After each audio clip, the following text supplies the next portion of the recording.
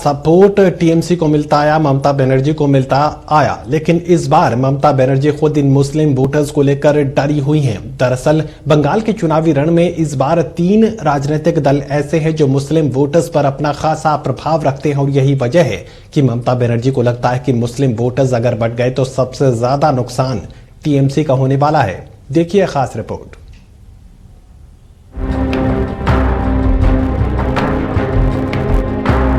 बंगाल विधानसभा चुनाव में हर राजनीतिक दल की नजर मुस्लिम वोटर्स पर होती है।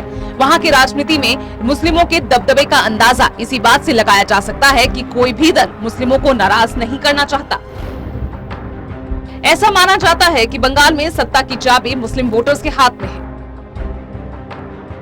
जो किसी भी दल को सत्ता सौंपने और उसे बेदखल करने का मादा रखते हैं।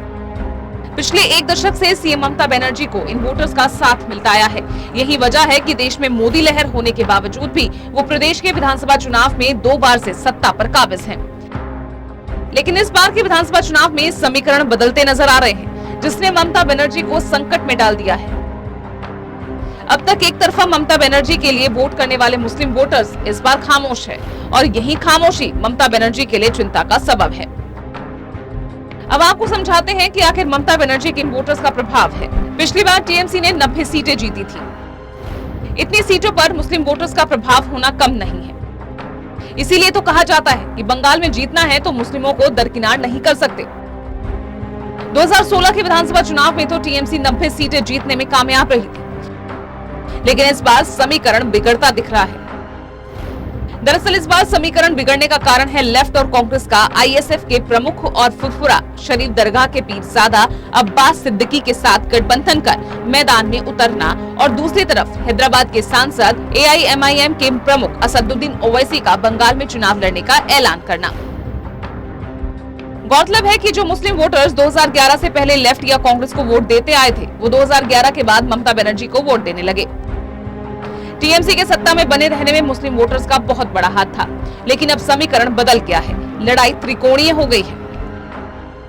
लेफ्ट कांग्रेस आईएसएफ का गठबंधन, ओवैसी का चुनावी मैदान में उतरना, मुस्लिम वोटर्स का चुनाव से पहले चुप्पी साधना। गौरतलब है कि इस बार मुस्लिम वोटर्स पर एक तरफा जहां कांग्रेस लेफ्ट और आईएसएफ गठबंधन की नजर है, तो वहीं एआईएमआईएम भी चुनावी मैदान में कूद पड़ी है।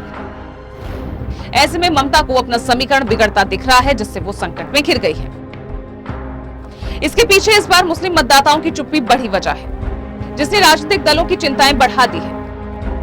वहीं भाजपा से कड़ी टक्कर मिलने से परेशान व चुनाव से पहले पार्टी में भगदड़ का सामना कर रही टीएमसी सुप्रीमो और मुख्यमंत्री ममता बनर्जी मुस्लिम मतदाताओं की चुप्पी को लेकर सबसे ज्यादा परेशान है।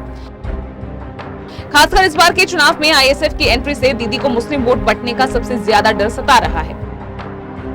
ये इस बात से समझा जा सकता है कि ममता लगातार वाम मोर्चा और कांग्रेस गठबंधन पर निशाना साध रही हैं। वहीं आईएसएफ के प्रमुख अब्बास सिद्दीकी से वो इतनी खफा हैं कि वो उनका नाम तक नहीं लेना चाह रही।